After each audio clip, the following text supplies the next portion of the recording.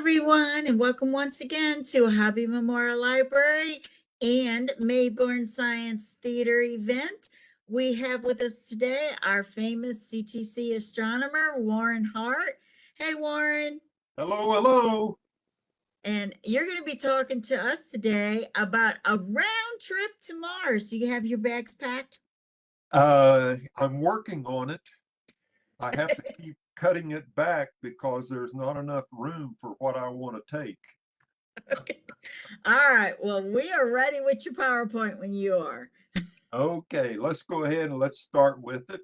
And as we go, if anyone has questions or comments as we're traveling along on the round trip to Mars, please call them in and see if we can come up with an answer, a solution, or what you're interested in the part. So a round trip to Mars indicates we leave Earth and we travel to Mars. We'll stay there a while, and then we come back to Earth. And I would think the third part is one that would be most interested in, that we do make it back to Earth. Anyway, uh, what we're going to see here is we've talked about uh, a lot of preparation and also research. And I will share with you as we go along, had some general things that I believe we would need for the round trip to Mars, but there's a whole area I had not even considered. And we're going to bring up some information on that. And it's possible, depending upon your own personal background, that you may not have thought of that either. So we shall see. Uh, as far as I've been able to find out that the average trip from Earth to Mars is going to be in the neighborhood of 174 days. And we will, as we're talking about days there, we're going to use our own Earth day period. And so you can see that's just a little bit over half of a year that you're going to, whoever's going is going to be there on the spaceship in the capsule and traveling along, heading toward Mars for those 174 days. Now, how do we come up with that 174 days? We want to consider how fast and how long does it take both planets, Earth and Mars, to orbit the sun. And the closer that the planet is to the sun, you have to travel faster in your orbit to overcome the gravity from the sun that would pull you into the sun if you weren't going fast enough. So you must have a precise speed for your planet in its orbit of the sun that you do not want to be pulled into the sun, nor do you want to be going so fast that you would lose your nominal orbit for Earth and you would shoot off into space. Either way is not good. So 174 days. As an example for you, I want you to think if you ever did on your own, or if you've known someone or you've seen a person doing it, you come up to a substantial river that you want to cross. It's safe. There's no rock or rapids or anything like that. It's just flowing along at a relative its speed.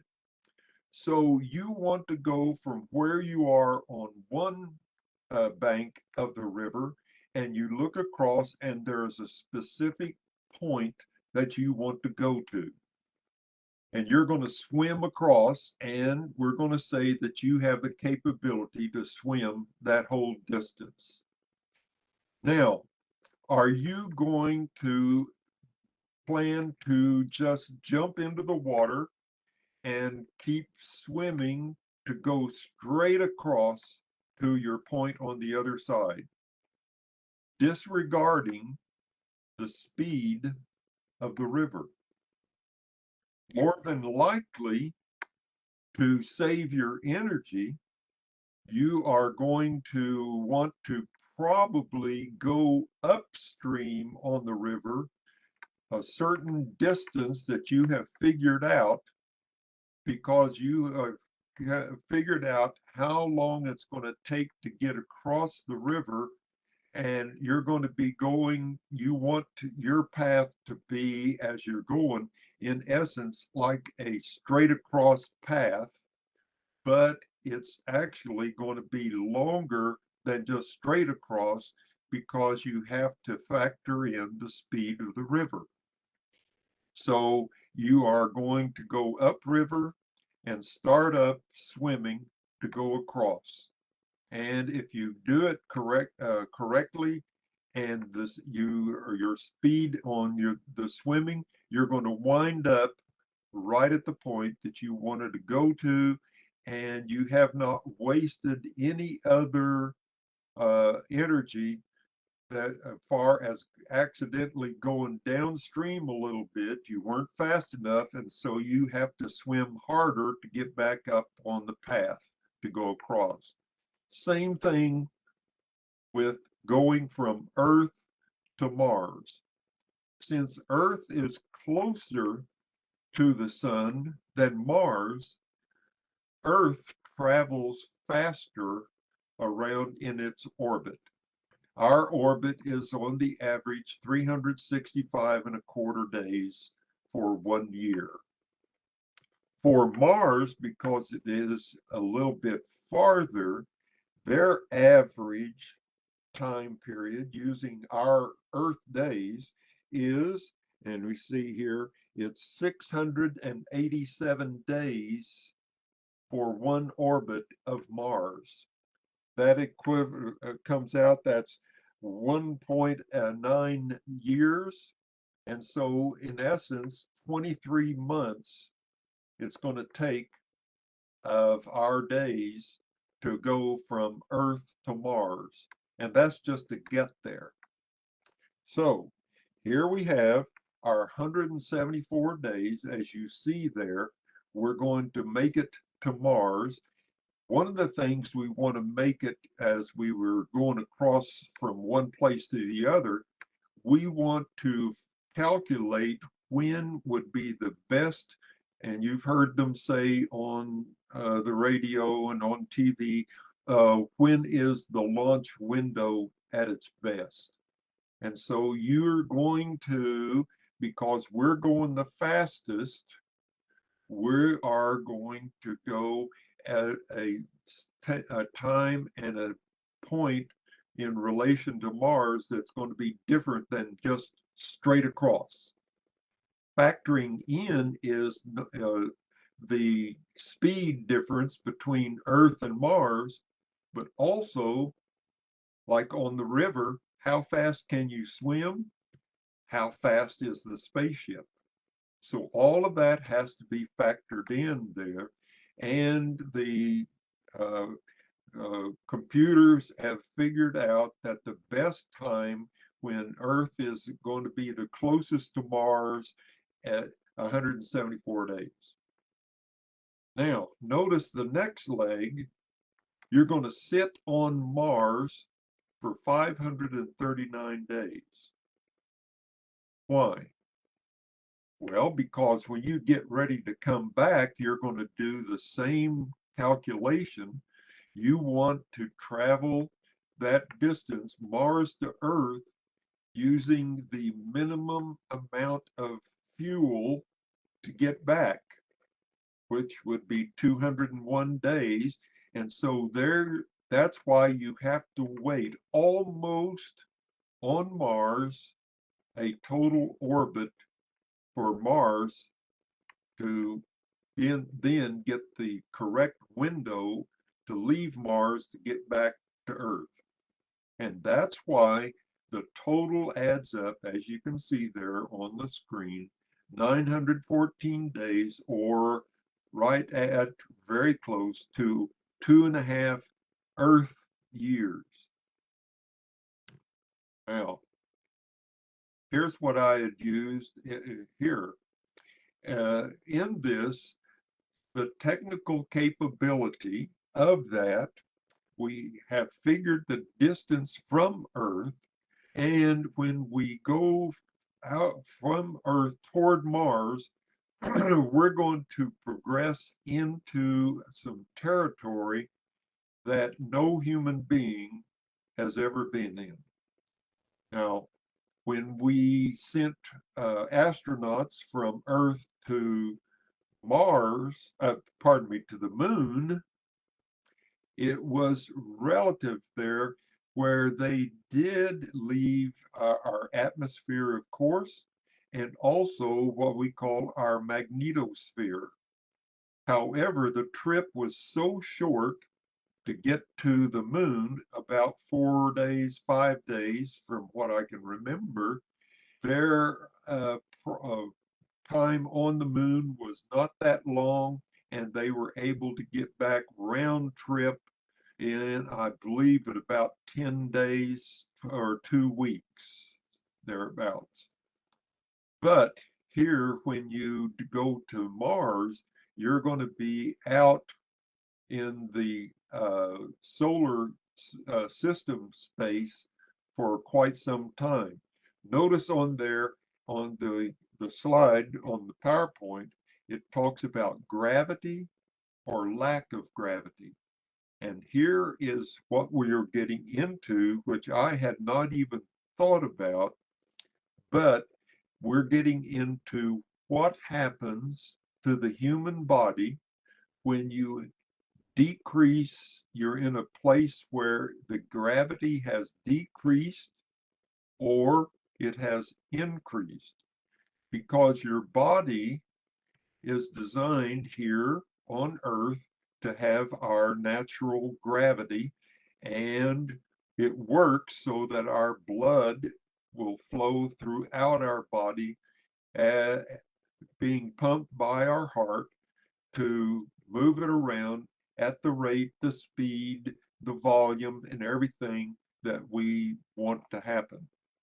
But when you begin to decrease in gravity, or even get out on the way to Mars, there is no gravity, or it is actually so minimal you can barely pick up anything feeling on that, because we in the solar system, we never escape gravity.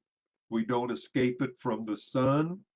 And as we get closer to other objects like to Mars, we'll pick up a little bit of gravity. So it goes like, if you will, a short, looking at the letter U, capital letter U, that we start off on one side with the most gravity here on Earth, and then we begin to go and the gravity decreases as we are leaving Earth, and it gets down out in the mid area of the travel to Mars. We have the least amount of gravity, and then we begin to pick up a little bit of gravity as we are approaching Mars. So there is our letter U on gravity, if you will.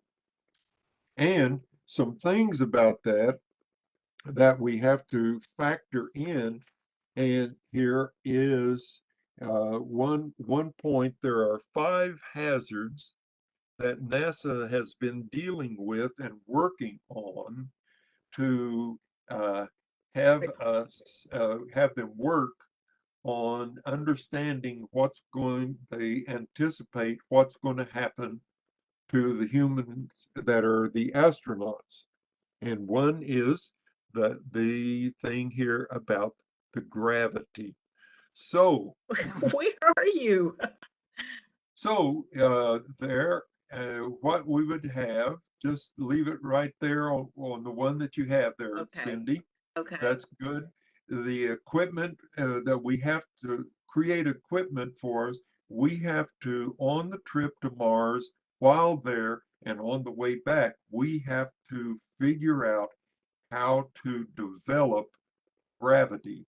And so, like the astronauts that are up in the space station, they do physical workouts once a day, twice a day while they're there, and they have systems that are set up that they can do push-ups and things like that that creates a gravity on their body for their blood flow, and that's pretty well the main thing you have on that.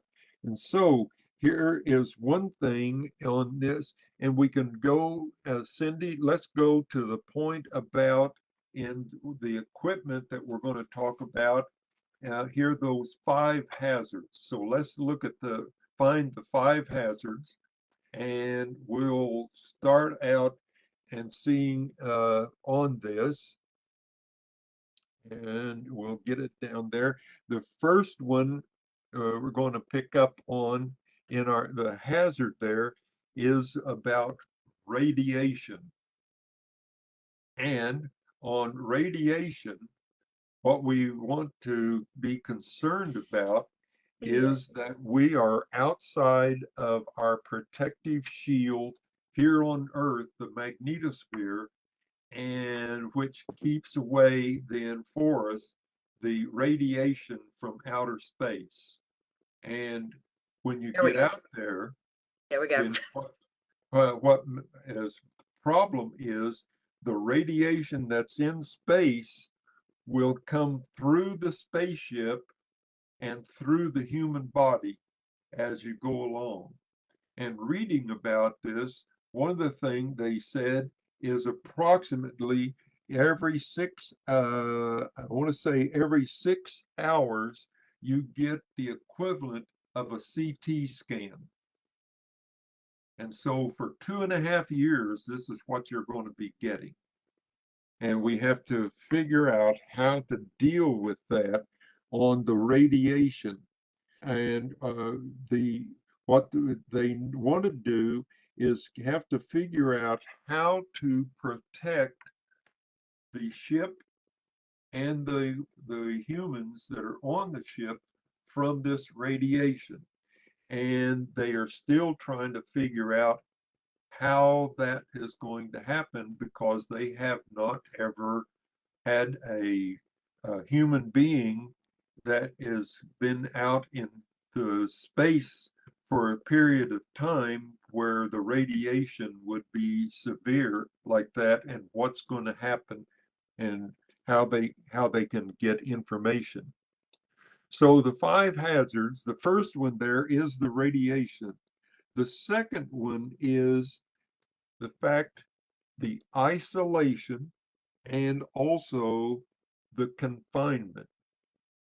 Here's what one comment was made in this, that for 2.5 years, you're going to lay in a bed that entire time, never get out of that bed or anything else, and everything has to be within your reach for you to eat, drink, and get rid of the waste and all sorts of things. So we don't have a spaceship yet that will have the capacity that the astronauts in their travel and also while on Mars would be able to get up and move around. They don't have that yet. Why don't we? Because we have to have enough fuel for the whole trip. Now there's debate on, and what I'm going on, what I figure is they will never shut down the the the equipment running in the spaceship. So they are, for 2.5 years, they're going to have to keep using the fuel uh, on this. So there's fuel is very important, of course. You have to have enough fuel to leave Earth, go to Mars, stay on Mars, and return back. And we'll go by this way. Let's say there are two people that is the crew. So by having the two people with both their individual weight and combine that, you have to then have to have enough fuel for 2.5 years for both astronauts for them to be able to go there, stay, and get back. Fuel is one of them. What's another thing that you must have?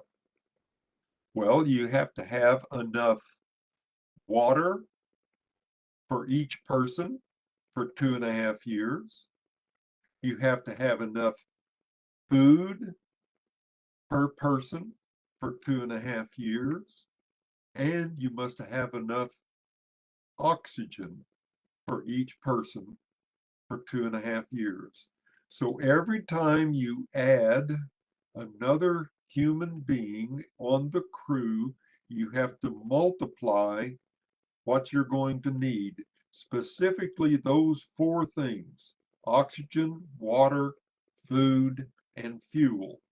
And as I've said, currently there is no spaceship that has yet been built or even designed, as far as we know, that will be able to do that. And so that's another thing that comes up on this. So the equipment, like we see there, the equipment needs, we must have equipment that will provide the oxygen, the water, the food, the fuel, and never shut down. We cannot have anything shut down on this. And the other thing is the running of the spaceship itself. All the equipment in the design must have as least amount of maintenance that we can design it that needs to be done, because you can't call for a spare part to be sent to you. Okay, what you have is what you got, and you got to deal with what you have there. So the also what is going to be the another hazard is the isolation that the crew, each person of the crew is going to feel mentally. Now, here's this picture, and notice that they have plenty of room because that's a larger spaceship capsule or whatever they're in. They are not sitting in where they would be for takeoff and landing on the Earth and on Mars. So uh, we we have a lot of work to do to get a spaceship that can do this for us. So in the isolation and the confinement, who you are with for those 2.5 years, you have to get along with each other. And that is a factor that has to be uh, worked out there. Uh, you, you cannot have conflicts that would crop up on the trip that are serious enough to have some bad solutions that would come about. So this is another thing on the 5 hazards there, the isolation, the confinement, and then just recognizing in the person's, each crew member's mind, that here is the first time you are leaving Earth into new territory and you are completely isolated from Earth. Your only contact with Earth is going to be radio, and the further you move, you leave Earth, the longer it takes for the radio signal to get from Earth to Mars, Mars to Earth, or Earth to the spaceship, and the spaceship back. So this is a factor that we have here on that distance. Now,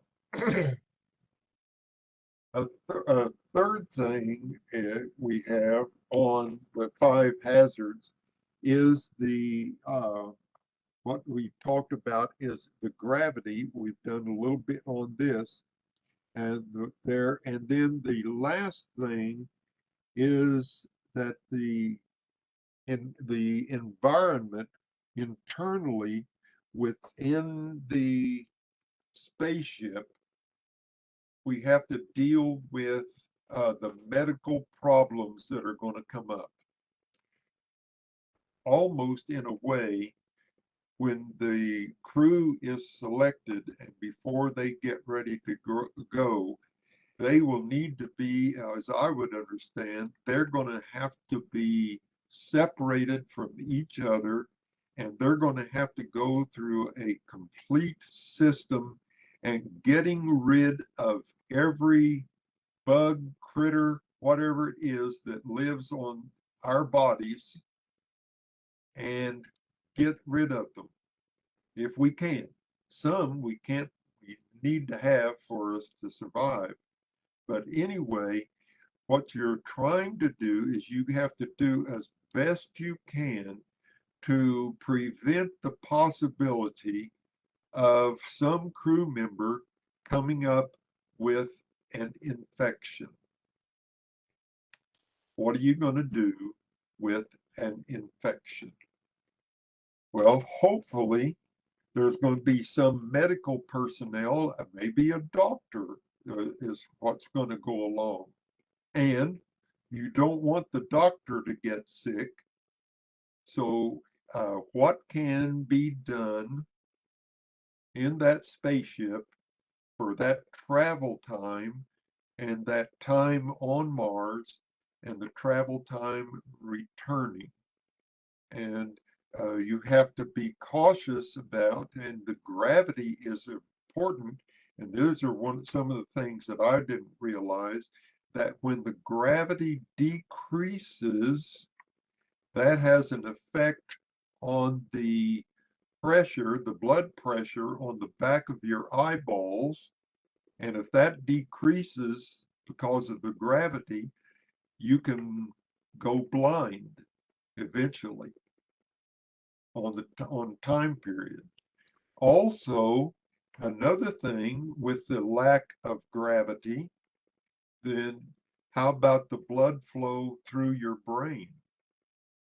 And that can cause a number of different things that the brain is not designed to operate in a non-gravitational area or environment.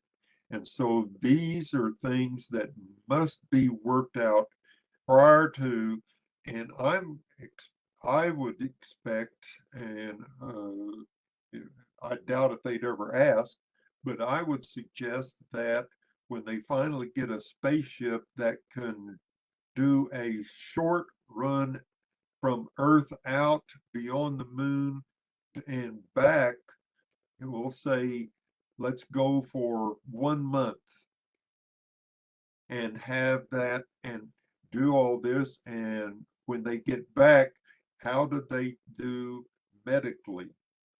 How all the other things? And so if they get that figured out, Then let's do another round trip that's maybe 2 months or 4 or 6 months. In other words, a series of round trips, Earth back to Earth, but going out and with the design that you would come back and each time it's longer. And what is that doing to the human body? And what did they learn from the first time out that they're going to change and correct for each time? Because you're going to come up eventually to the big time of the 2.5 year trip. And so as far as that. Now, another section that we talk about is here, and what I was not familiar with is the dust season on the planet. And I do remember reading about and talking about it, that they've mentioned they're on Mars, and the rovers that we have there, that they would experience periodically a dust storm, and some lasted for months. The dust storm. Well, what does that do if you are solar powered? Trouble.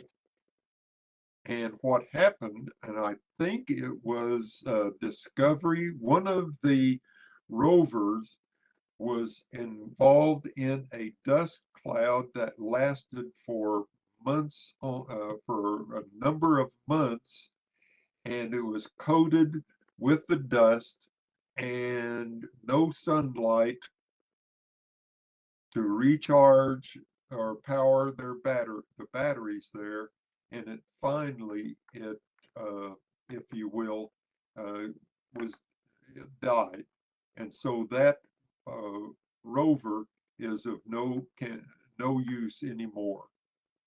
And the same thing is going to happen there on Mars inside the spaceship. What are they going to do? How can they uh, work with, uh, what are they going to do concerning the dust storm that they're going to possibly be in? Look at this PowerPoint slide here, and you see there on the far side that the dust season starts there, and the blue line is thicker there on the backside.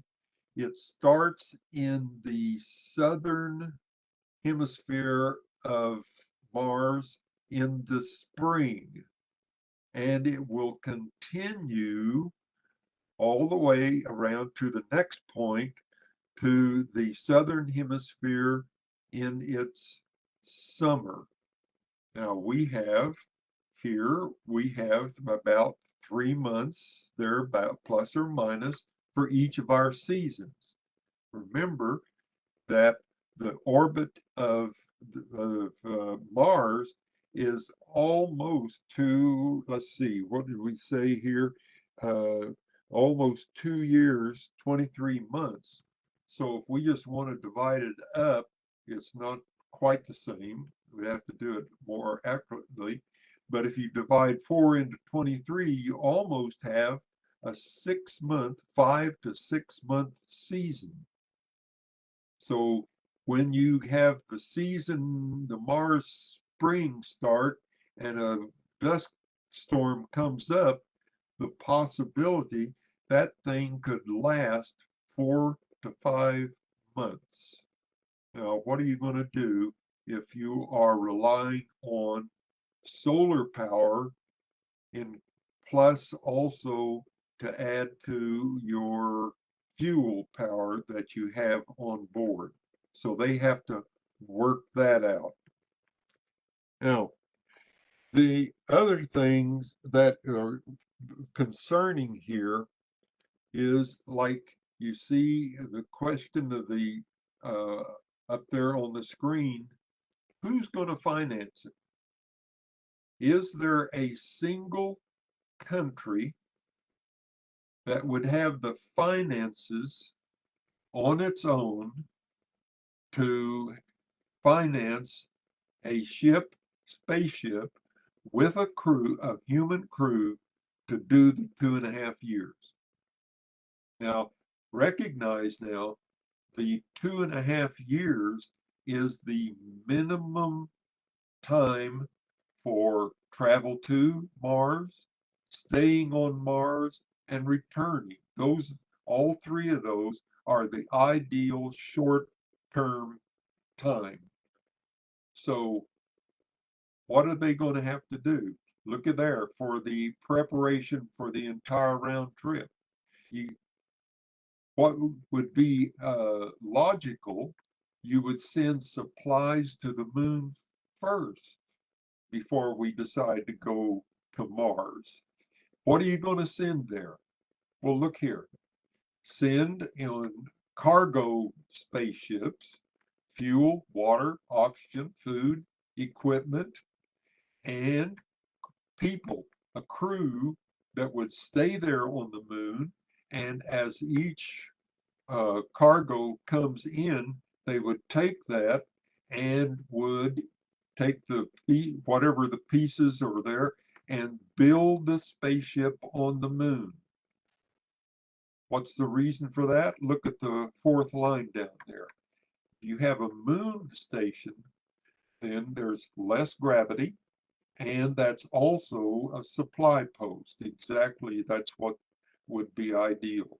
So it would be possible that the Mars round trip would be the crew goes on a trip to the moon and stay at the moon for a period of time to when the window for the moon and Earth is ideal to go to Mars, and we have everything ready.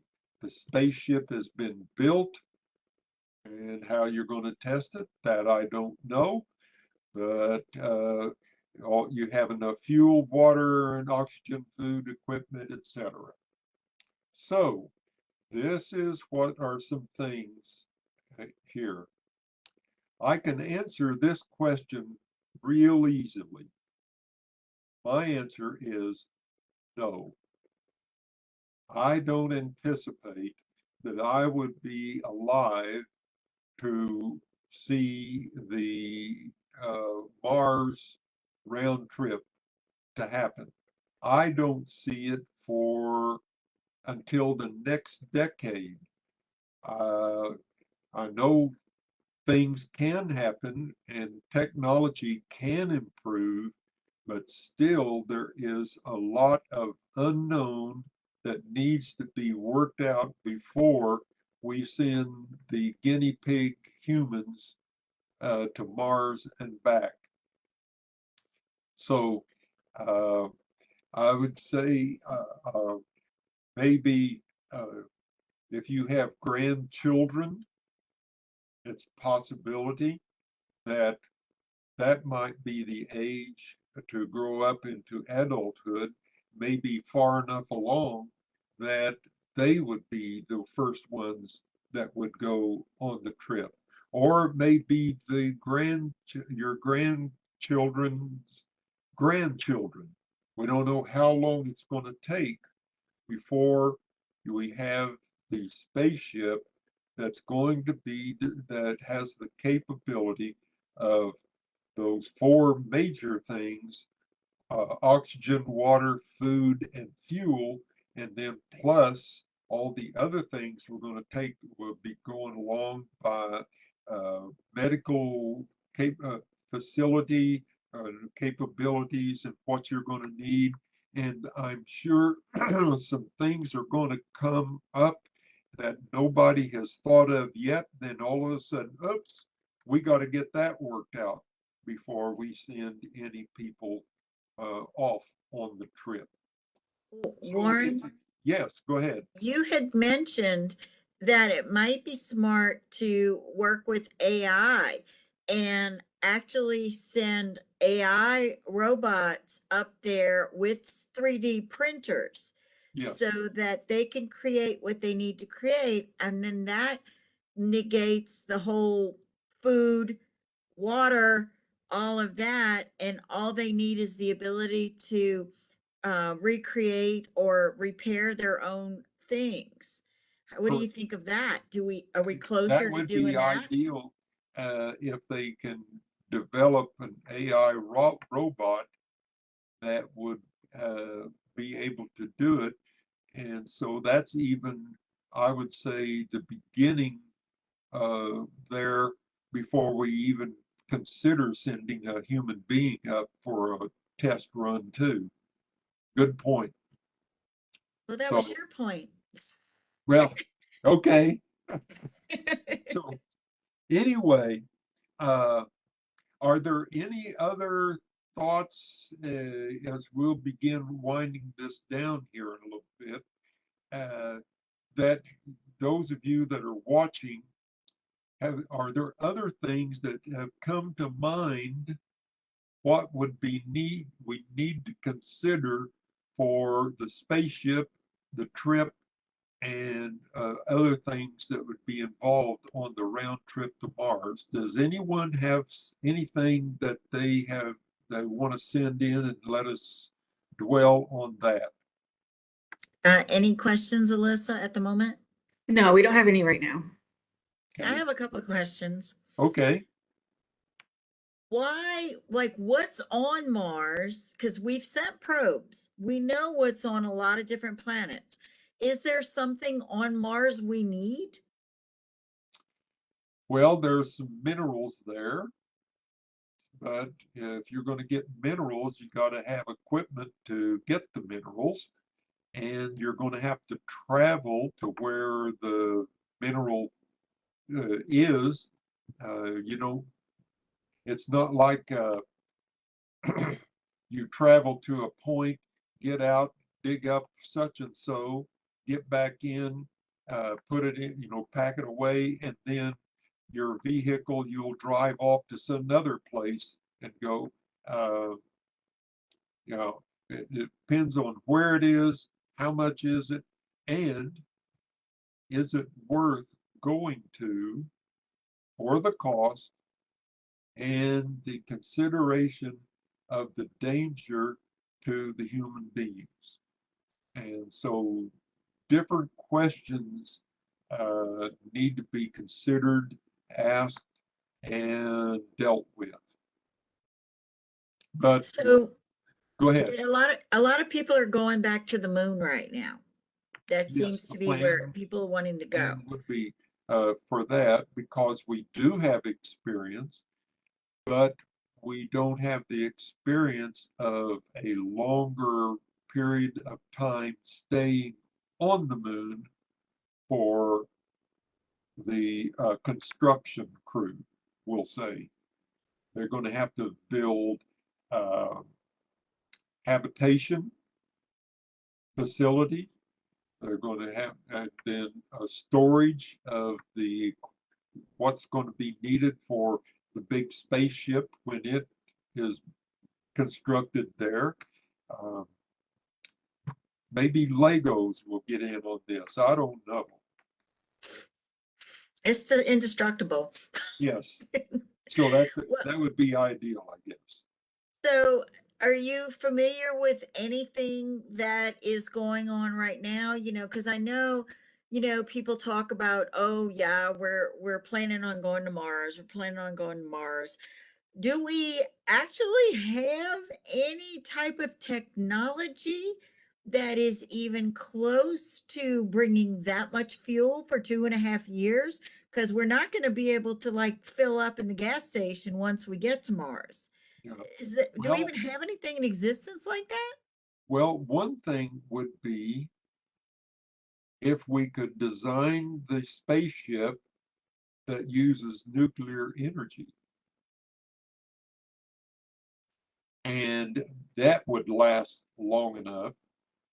Think of the Navy with their surface ships.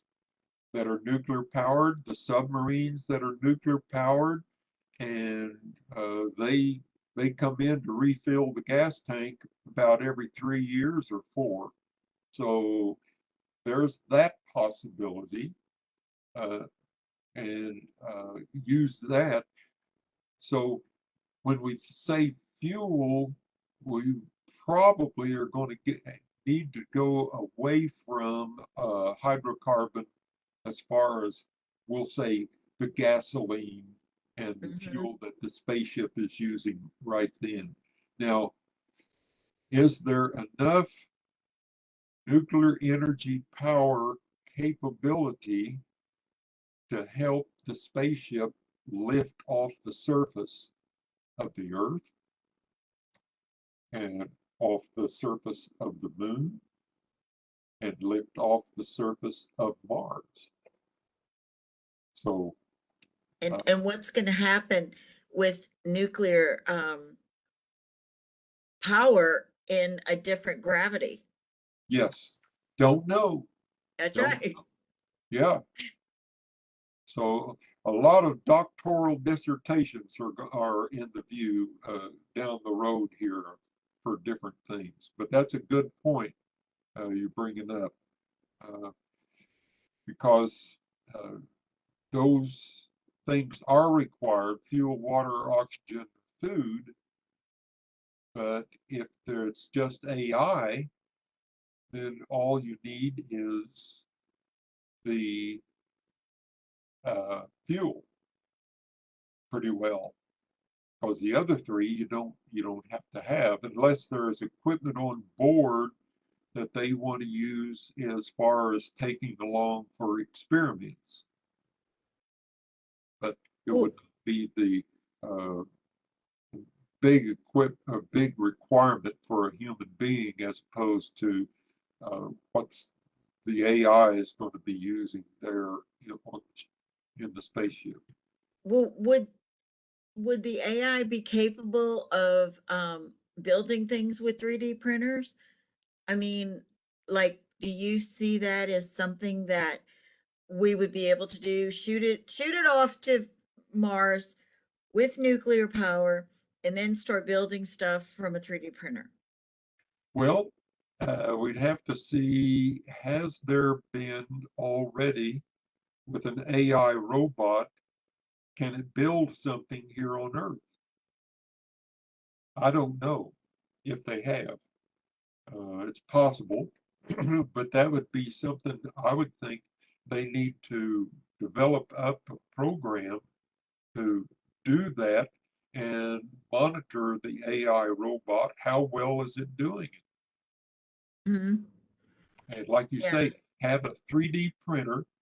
And so that would, and then you would need, that would be all virtually pretty well internal stuff that needs to be rebuilt. because at that point they can actually work on livable shelter, Hmm. and you know, when they eventually down the road sent in people, they would have the heat, the cold, the storage. They just would they'd have to bring their own food, Right. Now the or they could question grow it.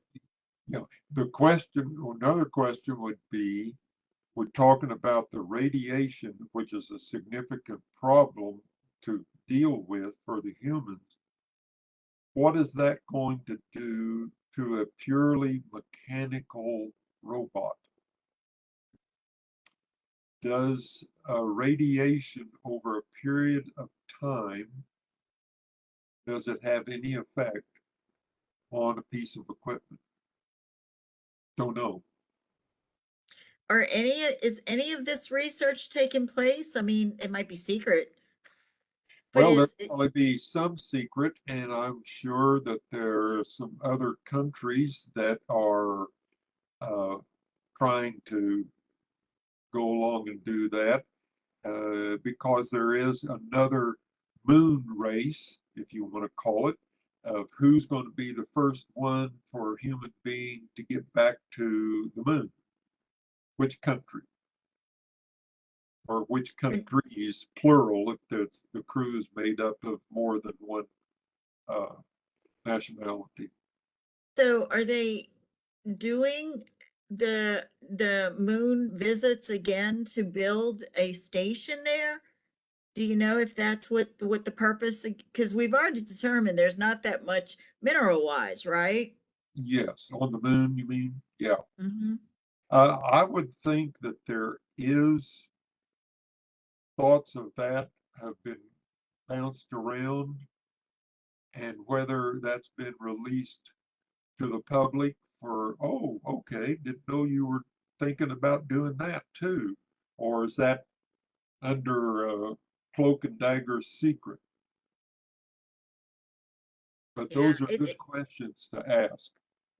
well, and it seems like that would be really important to sink a lot of money and a lot of things into the research of AI for you know, things like building far off under radiation and all of that. But again, it goes back to your question. How is this all going to be financed? Yes. And who's going to do it? Mm-hmm. Yeah. Because, it takes money to get all these finances and stuff together. But it's an interesting thing to think about.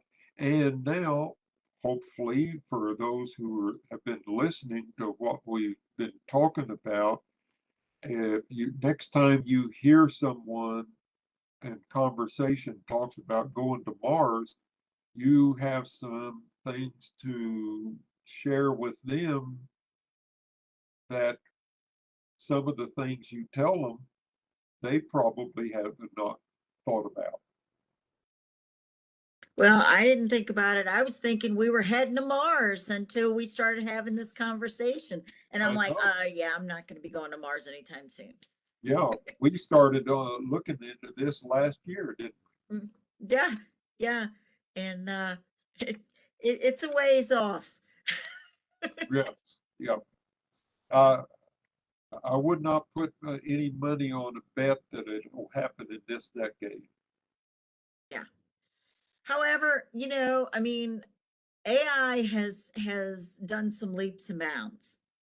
Yes, And if we can kind of go in that direction, eventually, like you said, send people later and deal with those problems of how they're going to eat and sleep and deal with radiation and gravity. But, if they focus on the AI part of it, then they can pursue the technical part of it first, yes. building the spaceship and all that. The question is on AI. Do you remember? I'm trying to think of the old space movie. The computer became a rebel, and if I remember right, one of the on the crew got locked out of the spaceship, and it would not let that Open the person door. back in. I'm sorry, Dave. I can't do that. We just spoke about it in Facebook today. Oh, okay. Yes, the 2001 A Space Odyssey. I can't do that. Sorry, Dave. Yeah, Hal, open the door. yeah, yep, yep. Well, we just need to not build spaceship AI that are going to take over the world. There you go. We need to have a failsafe.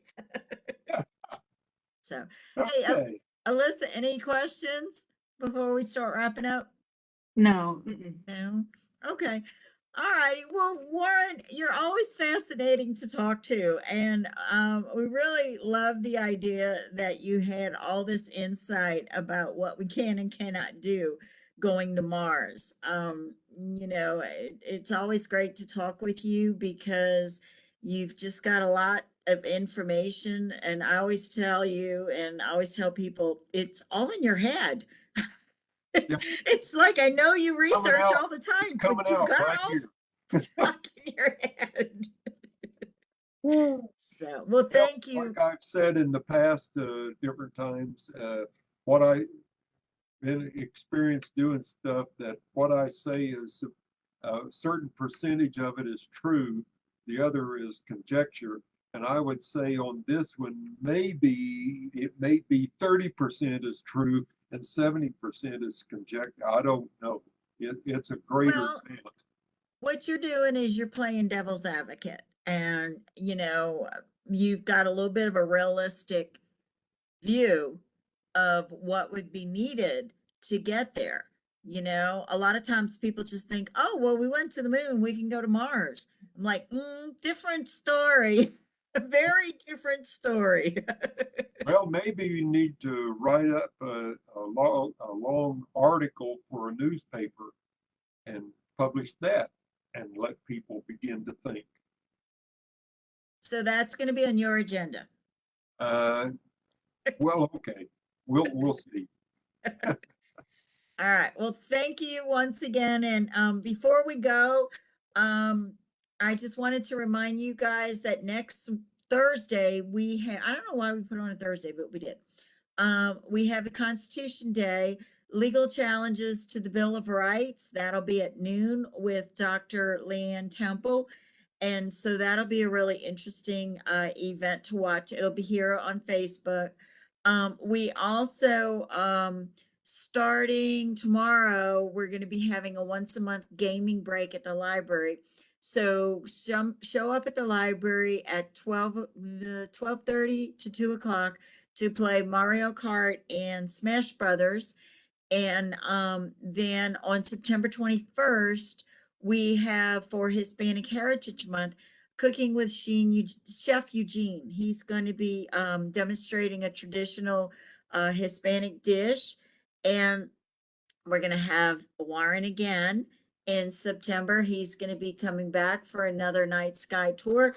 That will be on September the 27th. So a lot of fun things. We also have a lot of contests going on right now. So a horror video contest, a pet photo contest, byways. So make sure you go to our website and hit events. And at that point, you can, go ahead and register for all these contests. So, yep. All right, sir. Well, we will see you at your next night sky tour. And Okay. if you think of anything else, because we put in the link about the 5 hazards in the comments section. And if you think of anything else, we can always put the links in the comments section so that we can have more people. Or if you have any questions that you want to ask Warren, we'll get your questions to Warren after. So yeah, let's all just ponder what it takes to get to Mars. There you If go. we hear from Elon Musk, that'll be an interesting question. There you go. And if someone has a suggestion, I'd be interested if they get that in posted so we can say, oh, well, we never thought of that either. There you go. There you go. Come on, guys, start thinking about Mars now. And it'll be an interesting conversation. So, By the way, just as we close, Mars is the only pretty well logical place to go in our, other than Earth or the moon here, in our solar system, because you don't want to go to Mercury. It's too close to the sun. So that's not good. There's other things there. Venus was was just terribly disappointing because of its atmosphere is toxic to the ship and to people. And going beyond, then you get to Jupiter, Saturn, Uranus, Neptune, and those are all gas planets. There's no place to land. And Pluto is so far away, it took, I forget how many years for the space probe to go by Pluto, traveling at a speed faster than human beings could initially tolerate. That one is pretty well out of consideration. So Mars is it. so we basically need another alien species to give us light speed and warp speed. Got it. Yes. Got it. Go. We're gonna do it. They'll Okay. contact us one day. Very All good. right.